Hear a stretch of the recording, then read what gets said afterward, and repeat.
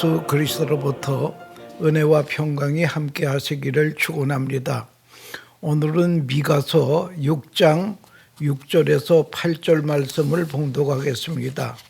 내가 무엇을 가지고 요 앞에 나아가며 높으신 하나님께 경배할까? 내가 번제물로 일련된 송아지를 가지고 그 앞에 나아갈까? 여호와께서 천천의 수양이나 만만의 강물 같은 기름을 기뻐하실까? 내 허물을 위하여 내 마다들을 내 영혼의 죄로 말미암아 내 몸의 열매를 드릴까? 사람아, 주께서 선한 것이 무엇임을 내게 보이셨나니 여호와께서 내게 구하시는 것은 오직 정의를 향하며 인자를 사랑하며 겸손하게 내 하나님과 함께 행하는 것이 아니냐라고 하는 말씀을 가지고 하나님이 구하시는 것이라고 하는 주제로 말씀드리려고 하는 것입니다. 하나님께서 미가 선지자들을 통해서 이 말씀을 하실 때에 백성들은 제사와 예배를 열심히 드렸지만 그들의 삶은 하나님과 전혀 동떨어져 있었다라고 하는 것입니다. 하나님은 그들의 제사를 형식적인 종교 행위로 벗었습니다. 지도자들과 제사장, 선지자들마저 돈을 받고 예언을 하고 재판을 하고 조작을 했습니다. 그래서 미가서 3장 11절에 그들의 두려운 뇌물을 위하여 재판하며 제사장은 싹을 위하여 교훈하며 선지자는 돈을 위하여 춤을 추면서도 여호와를 의뢰하여 이르기를 우리가 여호와께서 우리 중에 계시지 아니하느냐. 겉으로는 경건하지만 속으로는 부패한 위선적인 종교 타락이 절정에 달하여 설 때에 하나님께서는 미가 선지자를 향해서 여호와께서 내게 구하는 것은 오직 정의를 행하며 인자를 사랑하며 겸손히 네 하나님과 행하는 것이 아니냐라고 하는 말씀을 하셨습니다. 아주 한국적인 이야기 올시다. 시어머니가 며느리가 한 집안에서 살았는데요. 시어머니가 밤에 자다가 목이 말라서 며느리를 불렀습니다. 아가야 하니까 예 하고 자다가 눈을 부비면서 며느리가 일어나서 시어머니에게 갔습니다. 내가 지금 목이 말라 힘이 드니까 시원한 냉수 한 그릇 주랴 그랬습니다. 알았습니다. 그리고 빨리 나가서 부엌에 나가서 물을 가져오려고 하는데 아직도 봄이지만 쌀쌀한 추운 날씨가 이렇게 계속되는데 찬물을 마시면 좋지 않을 것 같아서 며느리가 꿀물을 타가지고 따뜻하게 해서 시어머니에게 갖다 드렸더니 시어머니의 말이 찬물을 달라고 하는데 웬 뜨거운 물을 가져가느냐고 꾸중하십니다. 시어머니는 뿔이 났고 며느리는 마음이 아팠습니다. 여러분, 이 말을 왜 하는가 하면은 이 상대방을 우리가 알아야 된다는 거예요. 우리가 사랑한다고 하면은 상대방이 무엇을 좋아하는지를 알아야 됩니다. 지금 시원한 냉수를 찾는 시어머니에게 따뜻한 꿀차를 갖다 주니 그게 되겠습니까? 여러분, 그래서 우리는 참으로 사랑을 받을 줄도 알지만 사랑을 베풀 줄도 알아야 됩니다. 그러면 사랑을 베풀기 위해서는 사랑도 공부를 좀 해야 됩니다. 사랑이란 먼저 배워야 합니다. 언더스탠딩이 먼저예요. 그리고 실리가 있고 그 다음에 되는 겁니다. 여러분, 내가 아무리 좋은 것을 주려고 해도 사람이 좋아하지 않으면 좋은 것이 아닙니다. 잘못된 거예요. 받는 사람이 원하는 것을 알고 거기에 초점을 맞춰야지. 그게 그래야 사랑이 되는 것입니다. 여러분, 가정주부로서 남편에게 좋은 음식을 대접하려고 무던히도 애를 씁니다. 그래서 요리책도 보고 텔레비전에서 나오는 요리 프로도 보고 나름대로 유튜브에서 요리법을 배우기도 합니다. 기왕이면 남편과 아이들에게 맛있는 좋은 음식을 대접하려고 애를 씁니다.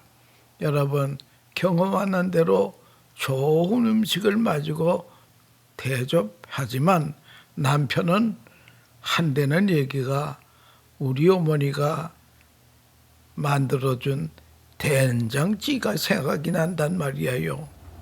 여러분, 컬처럴 엔트로폴로지라고 하는 학문이 있습니다. 문화인류학이라고 하는 거예요. 거기에 볼 것 같으면 사람의 입맛은 태어날 때 입맛이 없습니다. 그저 아무거나 어머니가 주는 걸 먹습니다. 어머니가 주는 젖을 맛이 있든 없든 빨아먹습니다. 이렇게 입맛이 없다가 딱 4살이 될 때에 입맛이 생깁니다.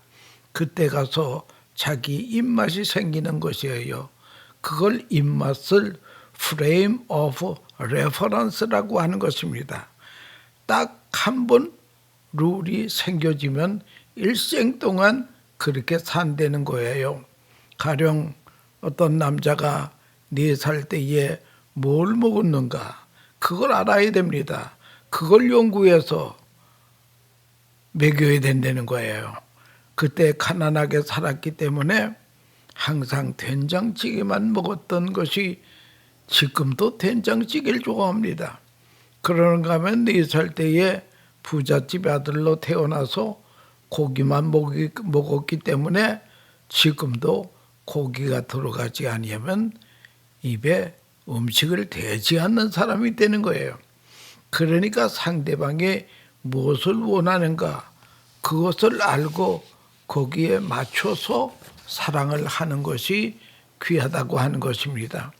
야고보서에도 이런 말이 있습니다. 너희가 얻지 못하면 구하지 아니하며 구하여도 얻지 못하면 정욕으로 쓰려고 잘못 구함이라. 이게 뭡니까? 아무리 기도해도 하나님이 내게 주시려고 하는 것과 맞지 않으면 그 소원은 이루어질 수 없다라고 하는 것입니다. 하나님이 무엇을 원하는지 그걸 연구해야 됩니다. 또 성경에서 계속 말씀하고 있습니다. 깨달을 만큼 하나님은 우리에게 말씀하고 있습니다. 그렇다면 하나님의 뜻이 어디에 있는지 하나님이 무엇을 원하시는지 그걸 우리가 알아야 된다라고 하는 것입니다. 예수님께서도 말씀하셨습니다. 먼저 그의 나라와 그의 의를 구하라. 그래야 이 모든 것을 더해 주시리라 하였습니다. 주님이 무엇을 원하는지 사실은 하나님은 바로 그쪽으로 우리를 인도하고 있습니다. 알도록 깨달을 때까지 재촉해서 하나님이 우리를 그쪽으로 인도하신다는 것입니다. 오늘 성경 말씀에 보면 하나님께서 무엇을 원하시는가, 하나님께 무엇을 드릴까, 이걸 하나님께 드려서 하나님의 마음을 사야 되겠다. 여러분, 우리가 하나님께 나아가는 그 자체가 벌써 율법이 옳시다. 선행을 하고 선교를 하고 봉사를 하고 희생을 하고. 그런데 오늘 성경에는 드라마틱한 이야기가 있어요. 내 몸에 열매를 드릴까? 옛날에 그런 일이 실제로 있었습니다. 우리나라에서도 제사를 드릴 때에 제물 중에 최고가 아들을 드리는 겁니다. 아들을 잡아서 제물로 바쳤어요. 이렇게 하면 하나님이 내 소원을 두어 주실까? 이거 다 잘못된 것입니다. 하나님이 원하시는 것을 내가 할 때에 그게 되는 것이지, 하나님이 원하시는 것과 내 소원이 같아질 때 기도가 응답이 된다라고 하는 것입니다. 오늘 성경 말씀을 자세히 보세요. 하나님이 원하시는 것이 뭔가? 첫째는 공의를 행하며, 두 번째는 인자를 사랑하며, 세 번째는 겸손히 하나님과 동행하는 것이 아니냐. 아주 중요한 말씀 세 가지를 우리 하나님은 우리에게 요구하고 계시다고 하는 것입니다. 하나님은 우리가 그런 사람 되기를 원합니다. 그런 사람이 된 다음에 하나님이 우리에게 복을 주시겠다고 하는 것입니다. 오늘 말씀의 첫째, 의를 향하여 정의를 구하라. 여러분, 가끔 여기를 우리는 이런 사건을 부딪힐 때가 있는데요. 한국에서는 정월 초하루가 되면 많은 사람이 태양에 떠오르는 바닷가에 가서 엎드려 절을 합니다. 그리고 복 달라고 합니다.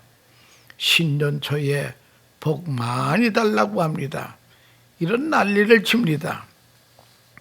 그럴 때에 어떤 사람이 당신 금년 소원이 무엇인가요? 장가 들어야죠. 돈 벌어야죠. 출세해야죠. 시험에 학교 가야죠. 예, 이런 사람들이 많이 있는데요. 사실은 이런 사람이 있으면 좋겠습니다. 금년만이라도 거짓말 안 하고 살았으면 좋겠습니다. 그런 말을 하는 사람이 있으면 얼마나 좋겠습니까? 한 사람도 없습니다. 어쩌면 소원이 이렇게 초조하고 아주 저질인지 알 수 없습니다. 여러분, 하나님이 원하시는 게 있어요. 공의로운 것이에요. 어떤 사람이 책을 썼는데 자녀 교육에 대한 책을 썼지요. 마지막 결론이 간단합니다. 거짓말만 하지 말라. 그러면 자녀는 저절로 잘 된다. 거짓말했기 때문에 안 되는 거예요. 자녀 교육을 간단히 말해 봅시다. 아이들이 뭘 달라고 해요. 하루만 지나면 내일 내가 줄게 약속을 합니다. 약속한 다음에 밤새껏 아이가 울어도 안 줍니다. 울음이 끝입니다. 그리고 잡니다. 아침에 되었을 때 아이는 다 잊어버렸어요.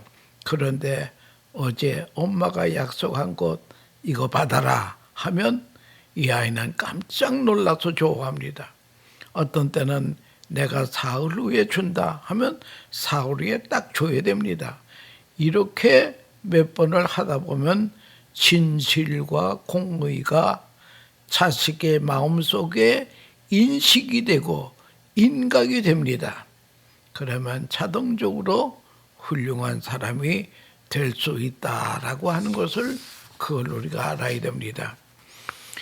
독일의 철학의 아버지라고 하면은 임마누엘 칸트를 말합니다. 임마누엘 칸트에 대해서는 잘 아는데 임마누엘 칸트의 아버지에 대한 이야기는 모르는 사람이 많이 있어요. 임마누엘 칸트의 아버지의 이야기인데 이건 실화입니다. 어느 날 임마누엘 칸트의 아버지가 시장 가는데 그때는 차가 없으니까 말을 타고 시장에 갑니다. 가서 시장을 봐가지고 짐을 말에다 싣고 그 위에 자기가 올라타고 천천히 집으로 돌아가고 있는데 해가 뉘우졌을 때에 강도들을 만난 것입니다. 강도들이 둘러싸더니 내려 짐 다 버려 호주머니에 있는 거 다 내놔. 그래서 시키는 대로 다 해줬습니다. 그랬더니 강도들이 하는 말이 이놈이 꽤 착한 사람이라구만. 목숨은 살려줄 테니까 그냥 가. 그런데 네가 가지고 있는 게 진짜 다냐? 예, 답니다. 그래서 살아난 것이 고마워서 고맙습니다 인사하고 가는데 한참 가다 보니까 주머니에 집히는 게 뭐 하나 있어요. 거기 보니까 비상금으로 놔뒀던 금덩어리가 있습니다. 아이고 참 내가 도적놈들한테 거짓말을 했구나. 그래서 다시 금덩어리를 가지고 도적들이 있는 소굴에 가서 도적님들 제가 당신들에게 거짓말을 했습니다. 네 가진 것이 이게 다냐고 다라고 했는데 아닙니다. 여기 금덩어리 하나가 또 남았습니다. 이거 받으세요 하니까 강도의 괴수가 그거를 받아들고 한참 있다가 쫄게들게 하는 말이 이런 어른의 물건을 빼앗으면 지옥 간다. 이놈들아 다 돌려줘라. 그래서 다 돌려받고 갔다고 하는 실화가 있습니다. 여러분 우리가 순교적 신앙이라고 하는데 순교적 신앙이란 다른 게 아니에요. 내가 예수를 믿느니 할 때에 예하면 죽는 것이요 아니요 하면 사는 것인데 말 한마디에 목숨을 거는 것이 순교입니다. 진실의 문제입니다. 유명한 이야기가 있습니다. 우리나라의 대스승인 안창호 선생께서 이런 말을 했습니다. 대한민족들이여 죽더라도 거짓말은 하지 마라. 농담이라도 거짓말하지 마라. 꿈에라도 거짓말을 했거든 회개하라. 여러분 이런 진실이 없으면 다 무너지는 것입니다. 우린 이걸 못 배웠어요. 거짓된 사회에 번영은 없어요. 공산주의의 특징이 뭔지 아십니까? 거짓말이 없습니다. 거짓말이 생활 수단이에요. 한국에 북한에서 탈북한 탈북자들이 많이 있습니다. 그들이 직장 생활을 와서 하는데 직장 생활을 하면서 거짓말을 떡 먹듯이 해요. 그래서 사장이 불러다가 너 이렇게 거짓말을 하면 어떡하니? 그랬더니 그들도 한심해서 하는 말이 공산주의 사회에서는요. 거짓말을 안 하면 먹고 살지 못합니다. 내가 거짓말을 했기 때문에 그래도 여기까지 왔죠. 여러분 공산주의 세계는 유일하게 사는 법이 거짓말이라고 하는 것입니다. 그 거짓말이 습관이 되고 거짓말이 체질화가 되었다고 하는 것입니다. 진실을 버렸기 때문에 진실을 배우는 데는 얼마나 힘이 드는지 알 수 없습니다. 그래서 오늘 성경 말씀은 하나님이 원하시는 것은 공의라고 하는 것입니다. 하나님은 우리를 공의의 사람으로 만들어 가시기를 원하십니다. 그 다음엔 인자를 사랑하며 영어 성경에는 그냥 라브라고 되어 있습니다. 그러나 이 일반적인 사랑이 아닙니다. 히브리적 관점에서 이해가 되어야 하는데 이 사랑이라고 하는 것은 수직적인 사랑이래요. 수평적 사랑이 아니고 수직적인 사랑이 옳시다. 하나님이 우리 인간을 사랑한 그 무조건적인 사랑, 부모가 자식을 사랑하는 그 사랑, 하버드 대학 비즈니스 스쿨에서 나온 논문에 패밀리 매니지먼트라고 하는 책이 있는데요. 이 책의 내용은 다른 게 아니에요. 한 사람이 똑바른 사람 되려면 자기 한 사람의 노력 가지고는 안 된다. 그러면서 하는 말이 DNA가 좋아야 된다. 아버지, 어머니가 좋아야 된대. 그런데 아버지, 어머니 가지고는 안 된다는 거예요. 할아버지, 할머니가 좋아야 된다는 거예요. 그걸 거기서 과학적인 데이터를 내서 설명을 했습니다. 그래서 유명한 사람들의 이름을 쫙 나열하고 이들은 추적을 하면 그 할아버지 할머니의 DNA가 좋았다는 거예요. 그래서 할아버지 할머니의 좋은 DNA를 받은 사람은 절대로 자살하는 법이 없고 실망하는 법이 없고 마약하는 사람도 없어요. 얼마나 중요한 이야기인지 알 수 없습니다. 사람이 세상에 태어나서 과학적으로 말합니다. 4살까지 사랑을 받고 난 사람은 절대로 잘못되지 않는다는 거예요. 그런데 하나님께서 원하시는 것은 그 사랑, 할아버지 할머니가 손자를 사랑한 것 같은 그런 인자를 사랑하고 큰 사랑, 넓은 사랑, 수직적인 사랑을 우리도록 배우라고 하는 것입니다. 그래서 이런 사람도 사랑하고 저런 사람도 사랑하고 좋은 사람도 사랑하고 나쁜 사람도 사랑하고 우리가 모든 사람이 사랑의 대상이 되라고 하는 것입니다. 하나님은 원하시는 것은 사랑인데 그냥 일방적인 사랑이 아닙니다. 연애하는 사랑이 아니에요. 할아버지 할머니가 자손들을 무조건적으로 사랑하는 그런 사랑을 하려는 거예요. 서울에 어느 권사님의 이야기가 있습니다. 남편은 의사였는데 돈을 많이 벌어놓고 한 50쯤 되어가지고 너무 일찍이 세상을 떠났습니다. 그러니까 이 권사는 과부가 됐습니다. 권사님이 과물이 되었는데 아이 둘은 미국에 유학에 가 있고 큰 집에서 혼자 살거든요. 그럼 매일 이 큰 집에서 혼자 살기가 참 어렵단 말이에요. 경제적으로도 넉넉합니다. 그런데 가만히 그는 생각하기를 이렇게 사는 게 아니지 내가 하나님이 기뻐하시는 일을 좀 해볼 수 없을까 생각하다가 목사님이 설교하실 때에 가끔 호스피스에 대한 이야기를 한 적이 있단 말이에요. 때로는 인도의 그 마더 테레사 수녀에 대한 얘기도 합니다. 그래서 나도 호스피스에 가서 봉사나 해볼까. 그래서 정식으로 그래가 호스피스 공부를 했습니다. 공부를 해서 면허를 땄어요. 소위 간병원 면허.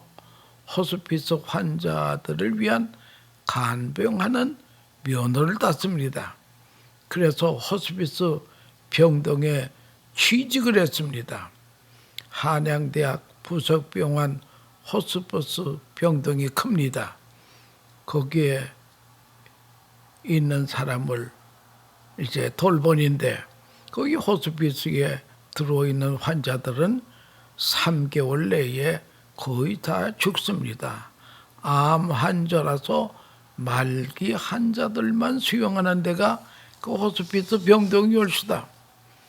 그런데 이 권사님이 한 80대 되는 웬 노인을 보살피라고 이렇게 간병원으로 취직이 됐습니다. 거기에 취직을 했더니 한 달에 돈을 300만 원 정도 주더라는 거예요. 여기 미국 돈으로 말하면 그건 한 2,500불에서 3,000불 돈을 주는 거예요. 그게 봉사하는 것도 귀한데 돈까지 주니까 다 너무나 귀하단 말이에요. 그래서 그 80대 노인을 맡아가지고 간병을 합니다. 매일 목욕도 시켜주고 음식도 먹여주고 안마도 해주고 화장실도 같이 갑니다. 근데 정성껏 이 할아버지를 봉사합니다. 할아버지 예수 믿으세요? 그랬더니 안 믿는다는 거예요. 그래서 예수 믿는 도리를 설명해 주고 또 교회 목사님의 설교 테이프도 듣게 해주시고 찬송도 듣게 해주시고 성경을 읽어주기도 하고 기도도 해주고 이렇게 이 권사님이 80대 노인 환자를 잘 돌보고 계십니다. 그런데 얼마 세월이 지나는데 어느 날 느닷없이 할아버지가 하는 말이 아줌마 예 그랬더니 아줌마 나하고 결혼합시다 그러더래요. 깜짝 놀랐습니다. 가만히 생각해 보니까 나는 지금 과부인데 과부가 한 번 되나 두 번 되나 과부는 과부니까 예 합시다 결혼을 승낙을 했습니다. 그랬더니 이 노인이 전화를 거쳐가지고 변호사를 오라 그래가지고 혼인신고를 해버리고 맙니다. 아니 죽음을 앞둔 영감이 말이에요. 결혼하자 그랬더니 또 혼인신고까지 해요. 그래서 참 이상하다 그랬더니 그러나 세상 끝날 때까지 열심히 그 영감을 돌보아줬습니다. 그 할아버지가 세상을 떠나면서 하는 말이 하나님께서 나에게 당신을 천사로 나에게 보내줬습니다. 내가 권사를 만남으로 예수를 믿게 되고 그 많은 죄가 용서받고 구원되시니 구원을 받게 되었으니 참으로 감사합니다. 그러면서 당신하고 살아있는 3개월이 내 일생에 가장 행복하였습니다 하고 세상을 떠났어요. 그 다음에 얼마 있더니 권사님 앞으로 9억이라고 하는 돈은 달러로 말하면 약 100만 불에 가까운 돈이에요. 이걸 권사님한테 주고 싶은 건데 이거를 줄 수 있는 길은 하나밖에 없어요. 혼인신고를 해야 되는 것 아니겠습니까? 그래서 이것이 유산이라고 하면서 왔다는 거예요. 권사님이 이 돈을 받고 나서 나는 연애도 해봤고 결혼도 해봤고 자식도 키워왔습니다. 나는 이 할아버지와 산 3개월이 없었다면 나는 인생을 잘못 살 뻔했습니다. 나는 그 3개월이 너무나 행복했습니다. 순수한 아가페의 사랑, 복음적인 사랑을 그 영감에게 베풀었다라고 하는 것입니다. 여러분, 우리 하나님이 요구하시는 것이 무엇입니까? 인자를 사랑하고 공의만 안 됩니다. 사랑이 있어야 된다는 거예요. 공의에는 사랑이 있어야 된대요. 그래서 여러분, 하나님이 요구하시는 것은 인자를 사랑하며 사랑을 요구하죠. 그 다음에 세 번째는 겸손히 하나님과 동행하는 것입니다. 여러분, 겸손이 귀한 것입니다. 여러분, 겸손하십니까? 겸손하게 되면 아내가 천사처럼 보여집니다. 나같이 부족한 사람을 저렇게 와서 살아주니 너무 감사합니다. 참으로 겸손한 남자는 이렇고 참으로 겸손한 아내는 남편이 하늘처럼 보여요. 나같이 별로 잘생기지도 못한 걸 데리고 살아주니까 너무 감사한 거예요. 너무나 감사한 거. 이게 겸손이에요. 겸손은 하면 세상이 달라집니다. 세상이 밝아집니다. 그러나 사람은 교만 때문에 망가지는 것입니다. 교만 때문에 망가집니다. 그래서 성경을 읽어보면 교만은 다 망한다. 성경 전체를 꿰뚫는 진리가 잠언 16장에 있습니다. 교만은 패망의 선봉이요 거만한 마음은 넘어집의 앞잡이니라. 하나님은 우리를 겸손하게 하심으로 우리를 보호해 주시고, 겸손은 단순한 성품이 아니라 하나님과의 관계를 온전히 세우는 통로라고 하는 것을, 그걸 우리가 알아야 된다라고 하는 것입니다. 갈라디아서 4장 13절에 이런 사도 바울의 고백이 있습니다. 내가 처음에 육체의 약함으로 말미암아 너에게 복음 전한 것을 너희가 아는 바라. 너희를 시험하는 것이 내 육체에 있으되 이것을 너희가 없이 여기지도 아니하고 버리지도 아니하고 오직 나를 하나님의 천사와 같이 또는 그리스도와 예수와 같이 영접하였도다. 사도 바울에게는 육체의 가시가 있었습니다. 그래서 이 육체의 가시 병을 고쳐달라고 하나님 앞에 3번이나 기도했습니다. 남의 병은 고쳐주면서 내 병은 고치기를 못하고 있습니다. 그래서 하나님께 3번이나 간구했습니다. 여러분, 전도자가 무슨 큰 집을 달려는 게 아니에요. 건강만은 있어야 되지 않겠습니까? 그래서 하나님, 육체의 가시 좀 치료해 주세요. 그랬더니 하나님께서 내 은혜가 내게 족하도다. 내가 자고하지 않기 위해서, 내가 교만하지 않기 위해서 내가 내 몸에 육체의 가시를 집어넣어 줬다는 거예요. 그러면서 하나님께서 하시는 말씀이 My grace is sufficient for you. 내게 있는 내 은혜가 족하도다라고 했습니다. 여러분, 그 육체의 가시가 무엇이었느냐?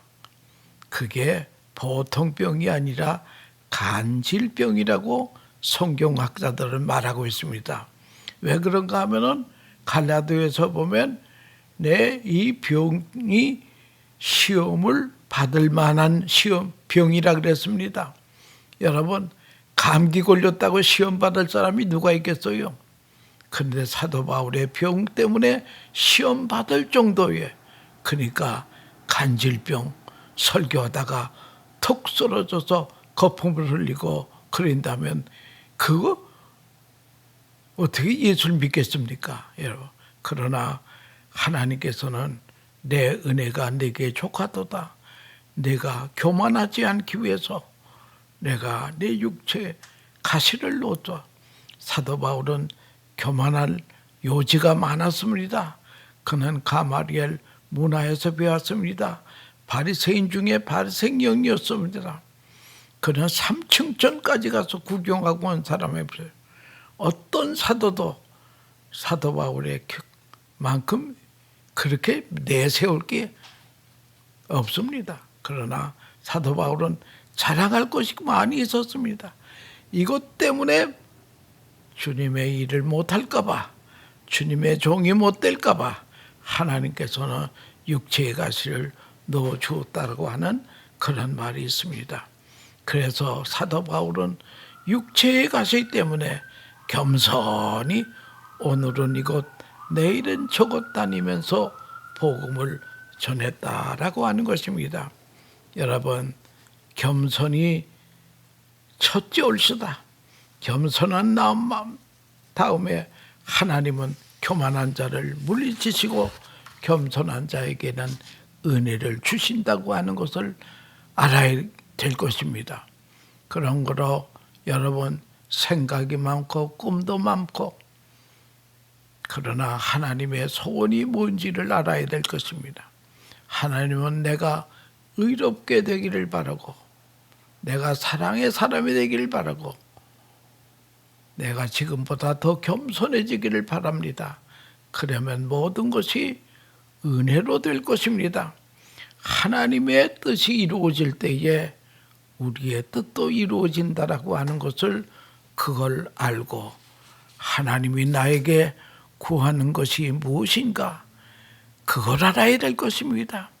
시어머니가 구하는 것이 꿀물이 아니었습니다. 시원한 냉수였습니다. 그러면 냉수를 갖다 드려야죠.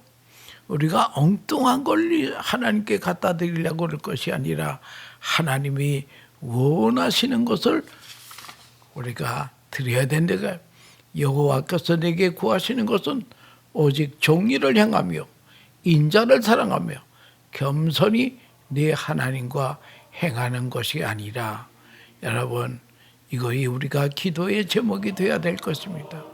이제 나머지의 여생은 정의를 행하며 인자를 사랑하며 겸손히 하나님과 동행하는 것이 하나님이 구하시는 것이라고 하십니다. 하나님이 원하시는 것을 이루어드리는 효성스러운 하나님의 자녀들 다 되시기를 축원합니다. 감사합니다.